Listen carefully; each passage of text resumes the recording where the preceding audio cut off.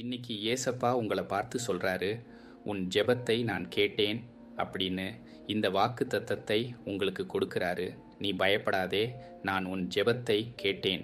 ஏசாயா அதிகாரம் 38 வசனம் 5. இந்த வசனத்தில் தேவன் உங்களுக்கு ஒரு நம்பிக்கையை கொடுக்கிறார். நீங்கள் யாருக்கும் தெரியாம அழுத ஜெபங்களையும் அமைதியா சிந்திய கண்ணீரையும் தேவன் மறக்கவில்லை. இன்று அவர் அமைதியா இருக்கிறார்னு அவர் கேட்கலன்னு அர்த்தம் இல்லை. சரியான நேரத்தில் சரியான பதிலை உங்களுக்கு தரப்போறார். அதனால ஜெபத்தை நிறுத்தாதீங்க, தேவனை நம்புங்க. அவர் உங்க ஜெபத்துக்கு பதில் கொடுப்பாரு. ஜெபம். அன்புள்ள ஏசப்பா, இந்த நாளுக்காக உமக்கு நன்றி.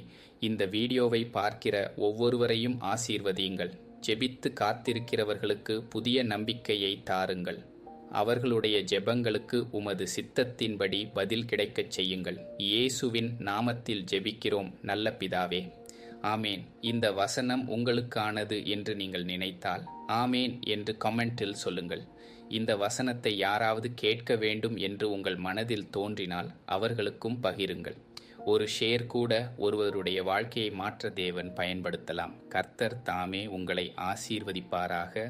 ஆமேன்.